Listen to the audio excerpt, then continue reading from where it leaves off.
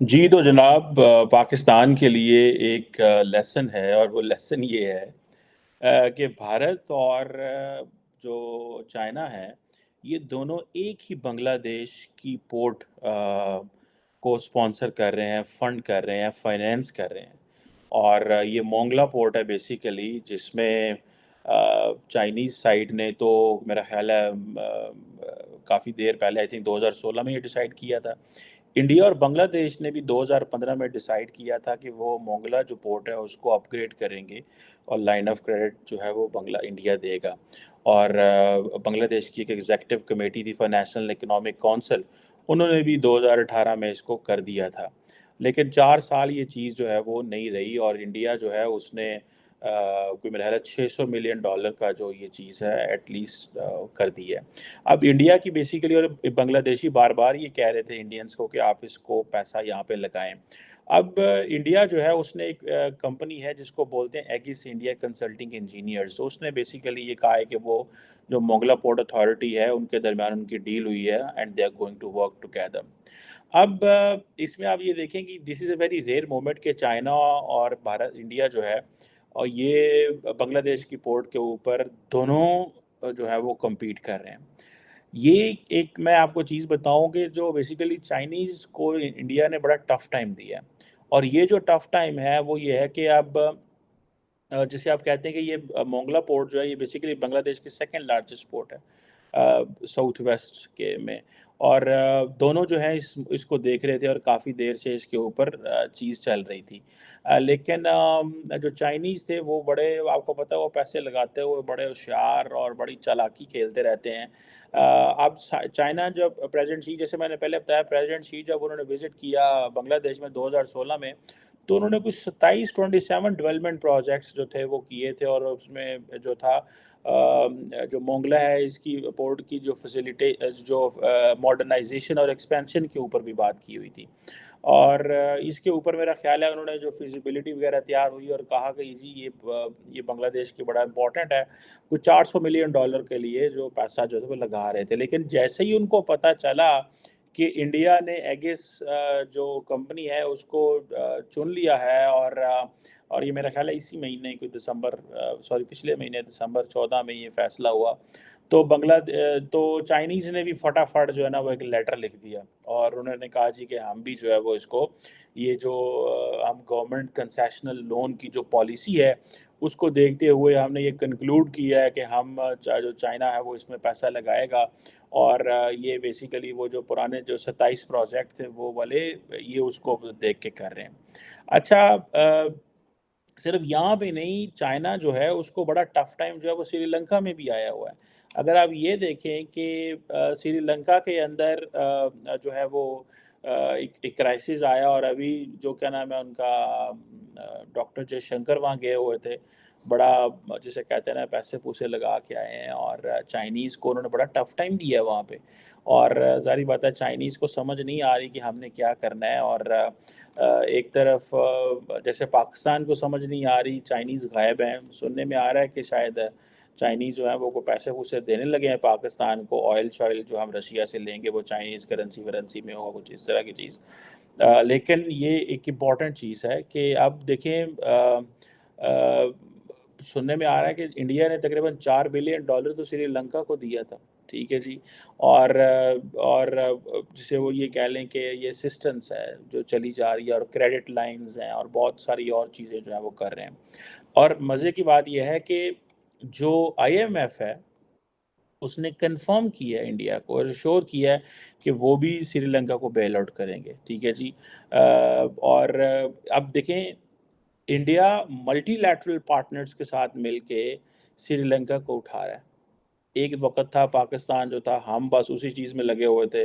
लो जी असां उत्थे ना वो जिहड़ी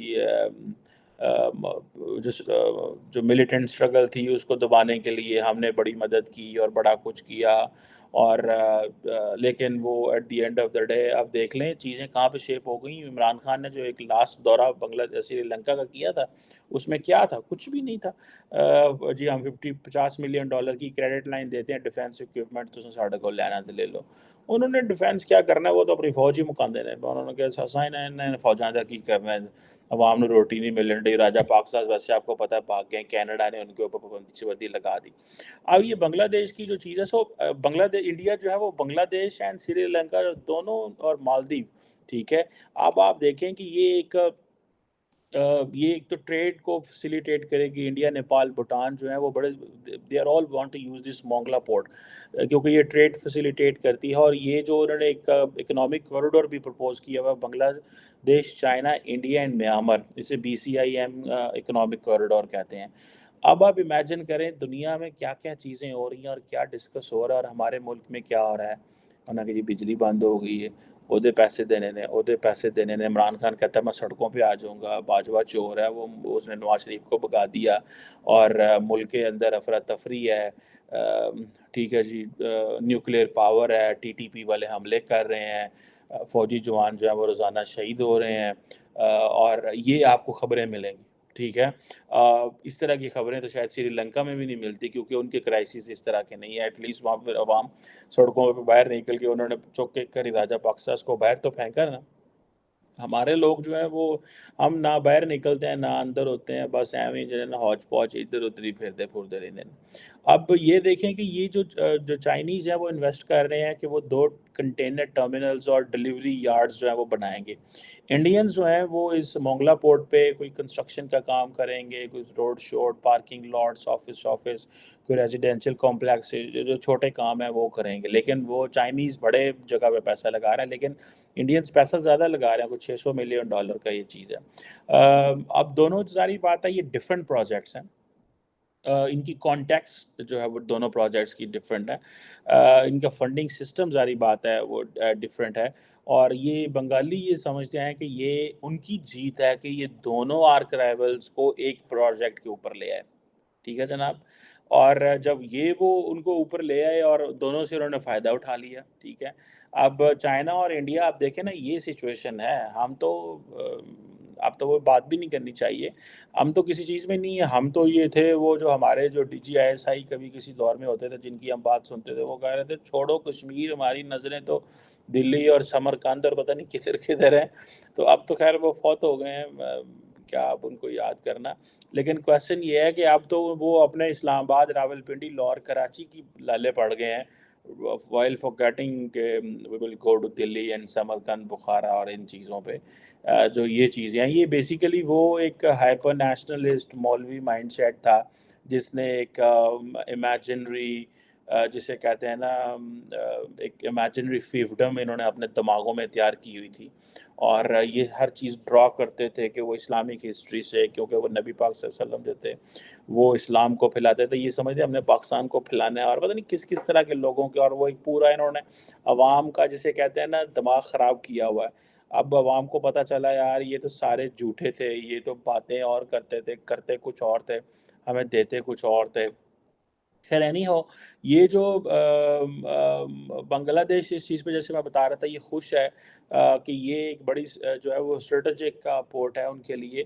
और इससे पहले अगर आपको मैं बताता चलूँ कि उनकी चिटागांग पोर्ट जो है या मोंगला पोर्ट जो है, एक वो भी इम्पोर्टेंट है। लेकिन ये जो मोंगला पोर्ट है, that is important for the Myanmar and Bangladesh, China, India, इन सब के लिए। और ये चाइनीज़ जो है वो पैसा तो लगा रहे हैं, लेकिन आपको पता है चाइनीज़ पैसे का हमेशा डर ही रहता है कि ये टर्म्स एंड कंडीशन की समझ नहीं होगी, वो किस तरह की टर्म्स एंड कंडीशन आएंगी ये भी नहीं पता।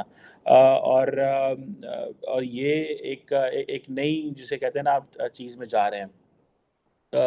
दोनों मुल्क एक ही पोर्ट में इन्वेस्ट कर रहे हैं, क्योंकि ये दोनों अलहदा हैं। अब चीज़ें अलहदा होंगी, तो दैट इज़ वाई वो उस तरह का कोई ख़तरा नहीं है कि ये कोई वो चीज़ नहीं है। अगर आपको याद हो कि आजकल वैसे ही इंडियंस जो हैं वो चाइनीज़ बड़ी टफ लाइन लेते हैं। फॉर एग्ज़ाम्पल, अगर आपको याद हो कि जो हम्बनटोटा पोर्ट थी, जब श्रीलंका बैंकरप्ट हुआ, तो एक चाइनीज़ वेसल जो आई थी वहाँ पे, तो उन्होंने कहा जी कि आप इसको ना यहाँ पे रहने दें। लेकिन बाद में श्रीलंकन्स ने नहीं परवाह की।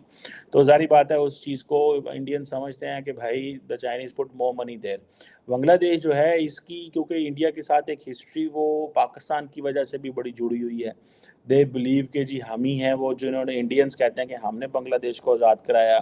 शेख हसीना वाजद जो उन्होंने आजकल एक बांग्लादेश के अंदर जो एक स्ट्रगल शुरू की हुई है, वो सारे मौलवियों को, जमात इस्लामी को और वो लोग जो थे जिन्होंने बांग्लादेश को वो समझते आज़ाद होने में रुकावटें पैदा की, उन्होंने आजकल अंदर कर दी भी कि किसी ने फाइल ला दो, किसी ने इधर कर दो, उधर कर दो। तो वो शी बिलीव्स कि मेरे लिए जो है वो India is very very important. तो वो अपना वो चल रही हैं। लेकिन ज़ाहिर बात है इसमें पाकिस्तान के लिए बड़ा इम्पोर्टेंट लेसन है। पाकिस्तान के लिए लेसन ये है कि पाइन रोटी ते फोकस करो कि पैसा कहाँ पैदा होना है। वो जो हमारे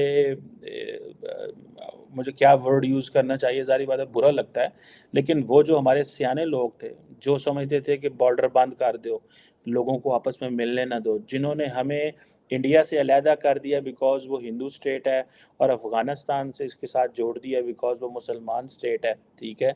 और ईरान से दूर रखा कि वो शिया स्टेट है।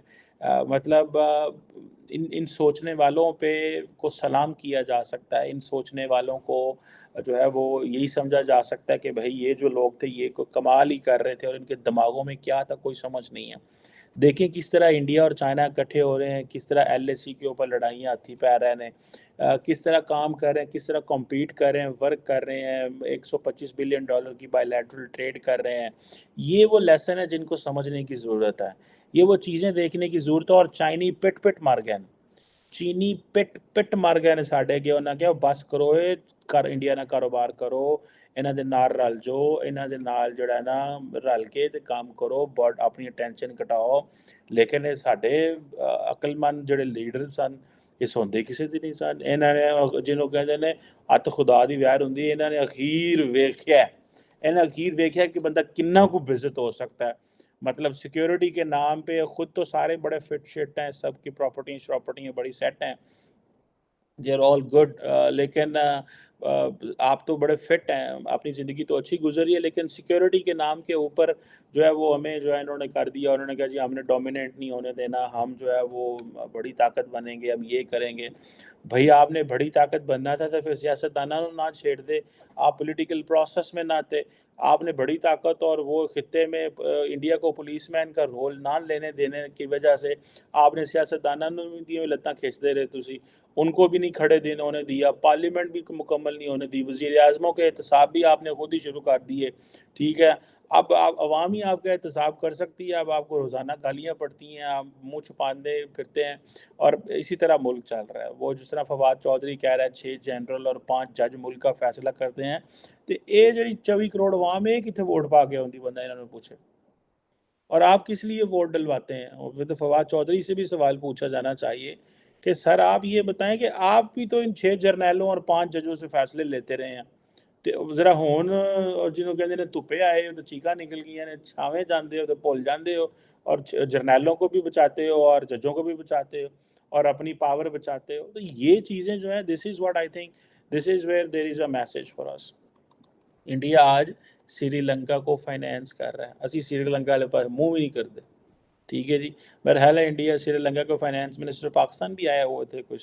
उन्होंने की लैन देना दिल के साढ़े फाइनेंस मिनिस्टर उन्होंने को कुछ मांग ली हो कोई चीज़ आए तो कल दो इधर ठीक है सो ये जो चीज़ है ये आज मैं बता रहा हूँ कि IMF और ने कंफर्म किया इंडिया को और श्योर किया कि श्रीलंका के जो डेट है उसको हम बेल आउट करेंगे ठीक है जी और वो चाइना के साथ भी राब्ते में बड़े करीब के साथ और 22 मिलियन का छोटा सा मुल्क है श्रीलंका ठीक है जी फॉरेन करेंसी वहाँ पे नहीं है ज़ाहिर बात है रिसेशन आ गया ठीक है जी और नहीं वो मैनेज कर सके अपनी ठीक है जी खैर उनकी तो आबादी कम है और वो जिसे वो कहा जाता है कि उनके उस तरह के मसाइल नहीं हैं लेकिन हमारी तो आबादी बहुत ज़्यादा है हमारी तो आबादी बहुत ज़्यादा है फिर इस्लामिक नैरेटिव फिर सिक्योरिटी का नैरेटिव फिर इंडिया फिर चाइना फिर TTP it's a very complex game इतना कोई आसान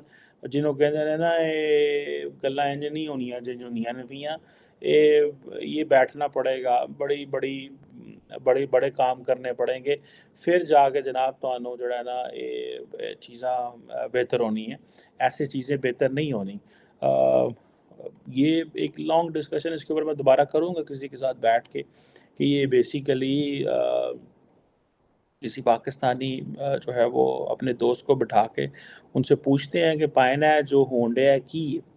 लेकिन नॉर्मली मुझे तकलीफ़ इस चीज़ की होती है कि जो हमारे पाकिस्तानी बाबे हैं या जो एक ख़ास किस्म के जो माइंडसेट रखते हैं, वो इन चीज़ों को मानते नहीं हैं, वो ऑपरेट हो रहे हैं पुराने निज़ाम से। तो वो नई नई रियलिटीज़ को नहीं समझते, वो उसी तरह चल रहे हैं जैसे निज़ाम चलता रहा है।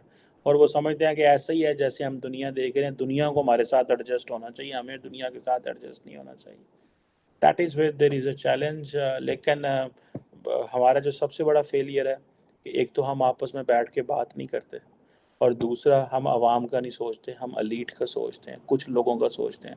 जब आवाम का सोचेंगे तो कुर्बानी देनी पड़ेगी, जब अपना सोचेंगे तो फिर आवाम कुर्बानी देगी। मेरा ख्याल है यही सारी स्टोरी है। Thank you very much.